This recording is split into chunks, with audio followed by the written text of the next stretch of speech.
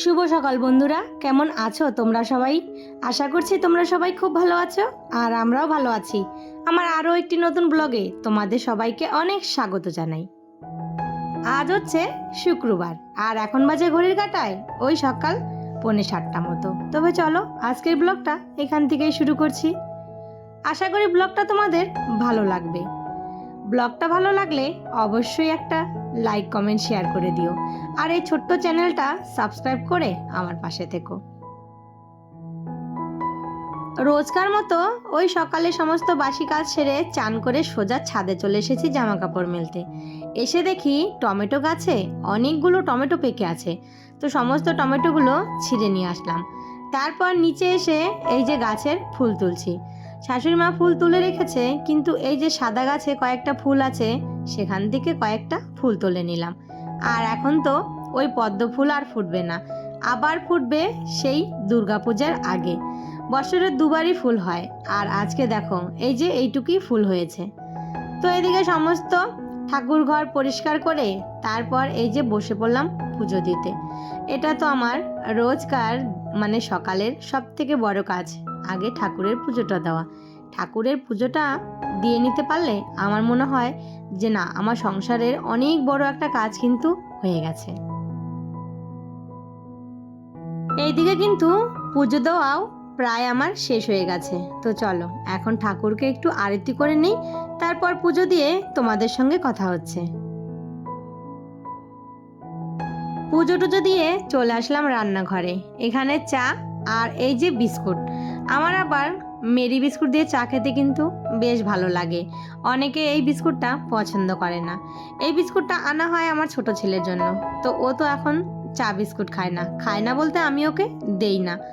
আর এই মেরি দিয়ে চা খেতে কিন্তু আমার ভালো লাগে। আমার আবার বেশি মিষ্টি বিস্কুট দিয়ে চা খেতে ভালো লাগে না। চাটা হালকা মিষ্টি হবে আর বিস্কুটটা একটু নোনতা হবে। আর মেরি বিস্কুটটা কিন্তু একটু মিষ্টিটা কম আছে, তার জন্য চা দিয়ে খেতে কিন্তু বেশ ভালো লাগে। তো অনেকেই কিন্তু পছন্দ করে না, কিন্তু আমার আবার তা না। তো এইদিকে দেখো ছেলেকে ডাকতে আসলাম। ছেলে কিন্তু এখনো ঘুমিয়ে আছে, বলেছে আমাকে সকাল সকাল ডেকে দিবে। কিন্তু এই যে সকালে যে ঠান্ডাটা পড়ে, হালকা হালকা যখন ঠান্ডাটা পড়ে তখন কিন্তু ঘুমটা আরও ভালো করে পেয়ে বসে। আর সকালে ঘুম থেকে উঠতে ইচ্ছা হয় না, তো ওরও তাই। রোজ সকালে বলে যে মা আমাকে সকাল সকাল কিন্তু ডেকে দেবে, আর ডাকতে গেলেই ওই ঘুম থেকে উঠতে চায় না। তো ওইদিকে ও ঘুমিয়ে আছে আর এইদিকে আমিও আমার ঘরের কাজগুলো সব সেরে নিলাম। তারপর এই যে চলে আসলাম এই ঘরে এসে দেখো এই যে বিছানাটা রোজই গুছিয়ে রাখি। এই ঘরে কিন্তু কেউ থাকে না, তবু ওই বিছানাটা এলোমেলো হয়ে থাকে। তার একটাই কারণ, এই ঘরে আমার বড় ছেলে এসে ওই সারাক্ষণ এই ঘরে ডলাডলি করে শুয়ে থাকবে আর ওই যে মোবাইল দেখবে, এই করে করে বিছানাটা একদম এলোমেলো করে রাখে। বিছানাটা একটু গুছিয়ে নিলাম। তারপর এই যে দেখো কয়েকটা জামা কাপড় এনে না এই বিছানার ওপর রেখে দিয়েছিলাম। আমার একটা অভ্যাস আছে, এই যে জামা কাপড়গুলো বিকেলে তুলে তারপর এনে সব এই বিছানায় রেখে দেই। আর যখন হাতে সময় পাই তখন এই যে সমস্ত জামা কাপড়গুলো ভাঁজ করে আবার জায়গা মতো গুছিয়ে রেখে দিই। তো এই যে কালকে জামা কাপড়গুলো এনে রেখেছিলাম সেগুলো কিন্তু আর ভাঁজ করা হয়নি। এই যে এখন এগুলো সব ভাঁজ করে গুছিয়ে রেখে দিলাম। আর এই যে ছেলের বইয়ের টেবিলটা, এটা আমি যতই গুছাই ততই ও এলোমেলো করে রাখে। ওকে সব সময় বলি এখন তুই বড় হয়েছিস, বই যখন নিবি তখন কিন্তু একটু গুছিয়ে রাখবি, ওই বলাটাই শুধু সার। এই যে সেই মানি প্ল্যান্টটা লাগিয়েছিলাম, শুধু একটা ডাল ছিল, দেখো সেখান থেকে দুটো পাতা ছেড়েছে। আর কি ভালো লাগছে না দেখতে।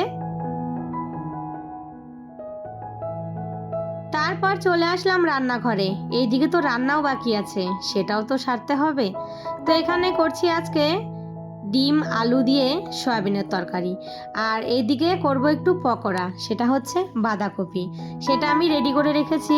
এখানে বেসন, চালের গুঁড়ি, লবণ, হলুদ আর লঙ্কার গুঁড়ি দিয়ে ভালো করে মেখে রেখে দেব।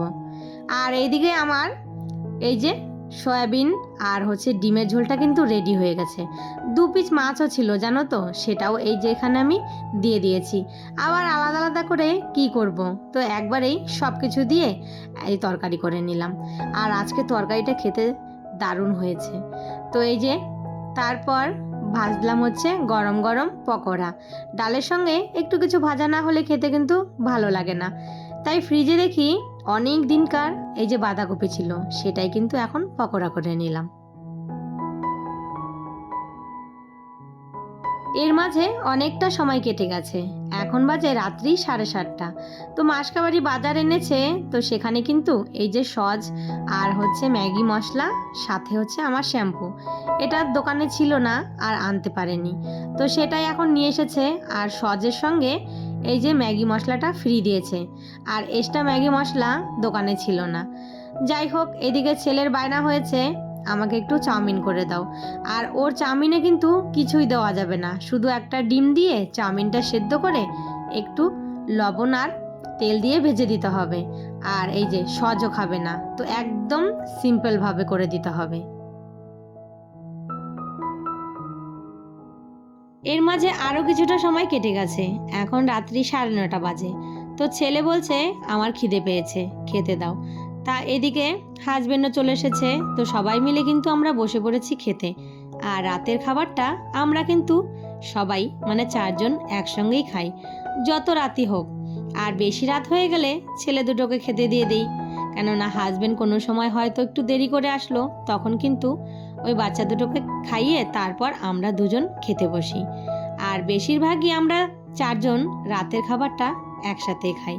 সারাদিন তো সবাই একসঙ্গে থাকি না, হাজবেন্ড ডিউটিতে থাকে আর ছেলে দুটো স্কুলে, আর ওই আমার খাওয়ার টাইমের মধ্যে আমি একাই খাই। যাই হোক, রাতের খাবারটা আমরা চেষ্টা করি সবাই মিলে একসাথে খেতে। আর বাচ্চাগুলো জানো তো একা খেতে চায় না, বলে যে না, তোমার সঙ্গে বাবার সঙ্গে একসঙ্গেই খাবো। তো এই যে খাওয়া দাওয়া সেরে চলে এসেছি রান্নাঘরে। এখানে এসে এই যে সমস্ত বাসনগুলো মেজে নিলাম। আর যত রাতই হোক আমি কিন্তু এঁঠো বাসন কোনোদিনও রেখে দিই না, সমস্ত মেজে ঘষে রান্নাঘর পরিষ্কার করে তারপর শুতে যাব। রোজ রাতে এইভাবেই কিন্তু রান্নাঘরটা পরিষ্কার করে তারপরেই শুতে যাই। তো এই যে এখানে দেখো, এই যে কড়াইতে মাছ ভেজেছিলাম, তো সেখানে একটু তেল রয়েছে, সেটা আমি ঢেকে রেখে দিলাম। আর এই যে সমস্ত বাসনগুলো গুছিয়ে রেখে দিয়েছি। আর এখানে হাজবেন্ডের জন্য একটু ছোলা আর বাদাম ভিজিয়ে রেখেছি। তো চলো বন্ধুরা, আজকের ভিডিওটা তাহলে এখানেই শেষ করি। সবাই ভালো থেকো, সুস্থ থেকো। আর ভিডিওটা কেমন হয়েছে অবশ্যই একটা কমেন্ট করে জানিও। আবারও দেখা হবে নতুন কোনো ভিডিওর সাথে।